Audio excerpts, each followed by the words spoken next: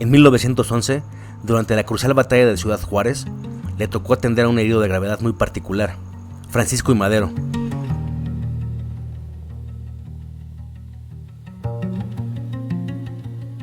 Operar a corazón abierto mientras el vagón del tren era bombardeado.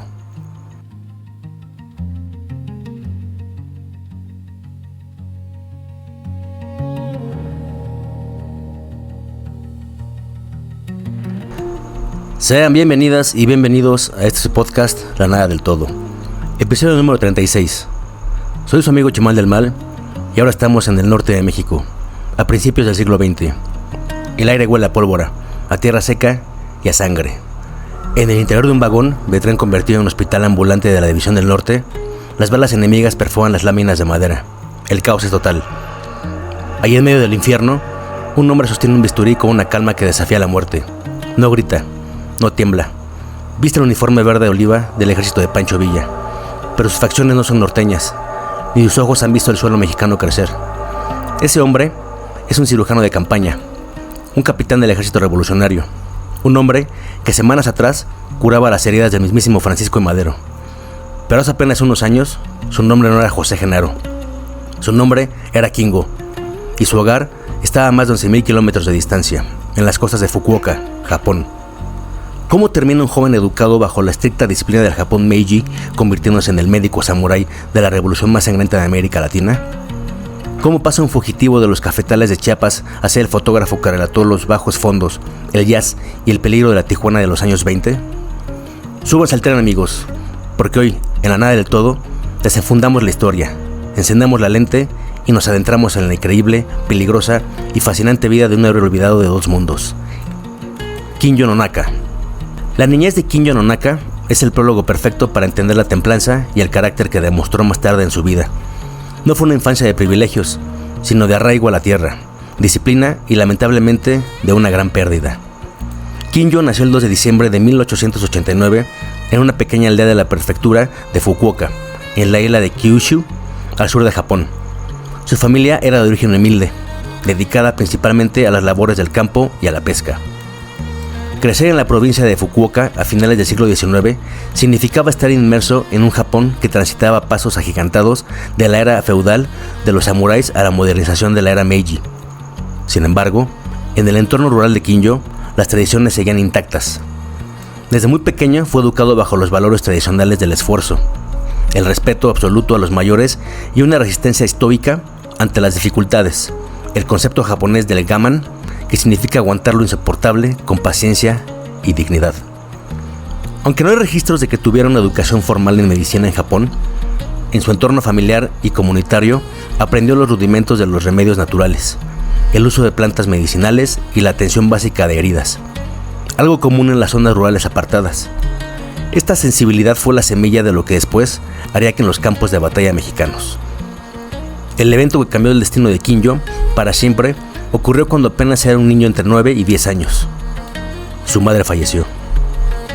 En la estructura familiar de la época, la pérdida de la madre dejaba a los hijos en una situación de enorme vulnerabilidad. Su padre, abrumado por las dificultades económicas para mantener a la familia en una economía rural que se estaba asfixiando, empezó a ver con buenos ojos las promesas que llegaban del otro lado del mar. A los 16 años, Kinjo ya no era considerado un niño en el Japón de la época, sino un joven listo para trabajar. En 1906, su tío y su hermano mayor tomaron una decisión drástica: enlistarse en los programas de migración contratada hacia México. Las compañías enganchadoras pintaban a los países latinoamericanos como el paraíso de la abundancia, donde cualquiera podía hacer fortuna rápidamente en la agricultura y regresar a Japón como un hombre rico. Kinjo, buscando un futuro y siguiendo la lealtad familiar, empacó lo poco que tenía. A los 16 años se subió al barco Itsukushima Maru en el puerto de Yokohama. Dejó atrás los paisajes verdes de Fukuoka, el recuerdo de su madre y el idioma nativo para embarcarse en una travesía de más de un mes en alta mar. Cuando el barco echó el ancla en el puerto de Salina Cruz, Oaxaca, la infancia de Kinjo no Naka terminó de golpe, para dar paso a la supervivencia pura en la selva chiapaneca, a las plantaciones de café en Acacoyoagua, Chiapas, donde estableció la primera migración japonesa en México. El trabajo en los cafetales era casi de semiesclavitud, el clima era sofocante y las enfermedades tropicales no daban tregua. Su tío murió al poco tiempo. Desesperado, el joven Quinjo decidió ir hacia el norte del país, caminando y pidiendo aventón en los trenes. Su travesía lo llevó hasta la ciudad Juárez, Chihuahua. Exhausto y enfermo, ahí lo adoptó una mujer mexicana, Viviana Cardón, quien lo cuidó, lo alimentó y prácticamente lo crió. Para integrarlo mejor a la sociedad de la época, lo llevó a la iglesia para quitarle lo pagano, y fue bautizado en la fe católica con un nuevo nombre, José Kenaro Quinjo Nonaka. En Chihuahua, Nonaka entró a trabajar en el hospital civil, donde aprendió enfermería de la mano de un médico local. Esa habilidad técnica cambiará su destino por completo. Cuando estalló la Revolución Mexicana en 1910, Nonaka se encontraba en el lugar y momento precisos. En 1911, durante la crucial batalla de Ciudad Juárez, le tocó atender a un herido de gravedad muy particular, Francisco I. Madero. A partir de ese momento, su destreza médica llamó la atención de las fuerzas revolucionarias. Más adelante se incorporó formalmente a la División del Norte, el ejército comandado por Pancho Villa. Nonaka operaba en los trenes sanitarios, verdaderos hospitales móviles, y se encargaba de la atención de los heridos en el frente. Participó en un total de 14 acciones de armas grandes, incluyendo la emblemática Batalla de Zacatecas. Su disciplina, templanza y conocimientos médicos hicieron que los soldados lo respetaran profundamente. Con el tiempo, se le otorgó el grado de capitán primero del Batallón de Sanidad de la División del Norte. Como jefe de sanidad en los trenes de la División del Norte, el peligro de Quinjo no era cuerpo a cuerpo con un fusil, sino algo peor: operar a corazón abierto mientras el vagón del tren era bombardeado. Durante la batalla de Zacatecas en 1914, los trenes hospital se colocaron peligrosamente cerca de las líneas de fuego para recibir a los miles de heridos. Las astillas de madera volaban, las balas atravesaban las láminas de los vagones y las explosiones hacían temblar las mesas de cirugía. Nonaka, con la cabeza fría heredada de su educación oriental, mantenía el bisturí firme mientras el mundo se caía a pedazos afuera. Sobrevivió a descarrilamientos provocados por dinamita y a ataques directos en los convoyes médicos, que en esa época no siempre se respetaban como zonas neutrales. Durante la Revolución, la presencia de un japonés con conocimientos médicos y disciplina militar levantaba cejas, no solo entre los enemigos, sino en el extranjero. Corrió fuertemente el rumor, especialmente entre los servicios de inteligencia de Estados Unidos, de que Nonaka era en realidad un espía secreto del imperio japonés, infiltrado en las fuerzas de Pancho Villa para estudiar el terreno ante una posible invasión a Norteamérica. Esto lo puso varias veces en la mira. En los pueblos que tomaba la División del Norte, los agentes encubiertos y los informantes federales lo vigilaban de cerca.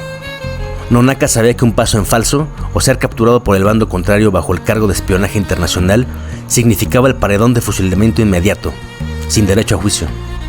Él se limitaba a hacer su trabajo de sanidad, demostrando con sangre y sudor que su única lealtad estaba con los heridos. Al terminar la etapa más violenta de la Revolución, Nonaka se estableció en Baja California. Entre 1921 y 1924 trabajó en el Hospital Civil de Mexicali, pero después se mudó a Tijuana, una ciudad que en ese momento estaba en pleno auge fronterizo debido a la ley seca en Estados Unidos. Ahí su vida dio otro giro creativo. Se convirtió en agente de la policía municipal, pero su verdadera labor fue abrir un estudio fotográfico.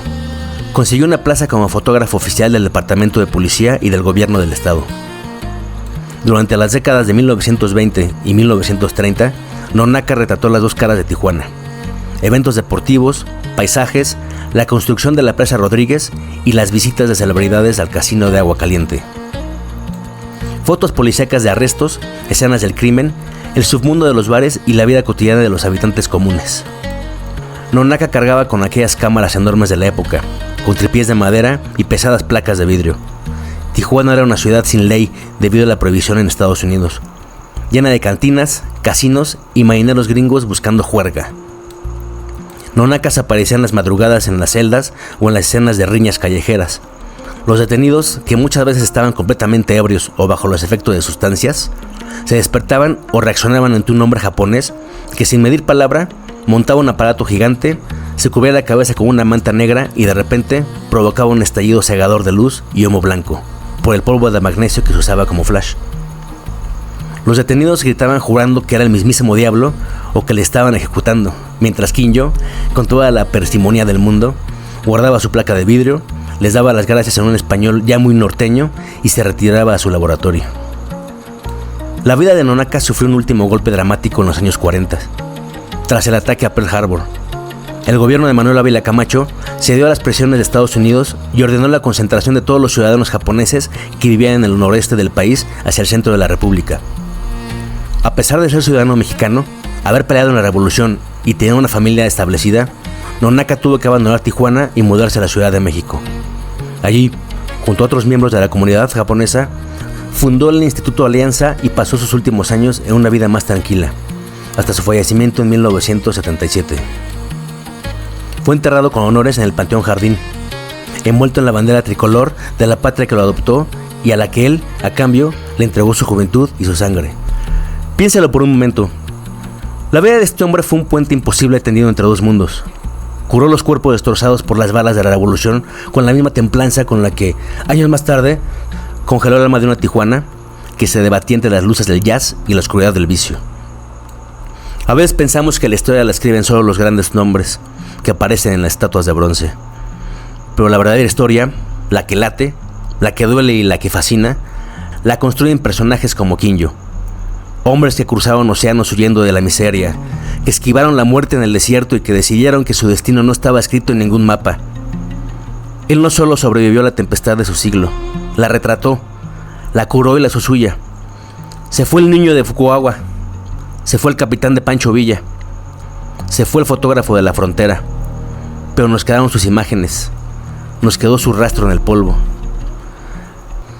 La próxima vez que vean una fotografía antigua en blanco y negro de la revolución o de las viejas calles de Tijuana, fíjense bien en las sombras.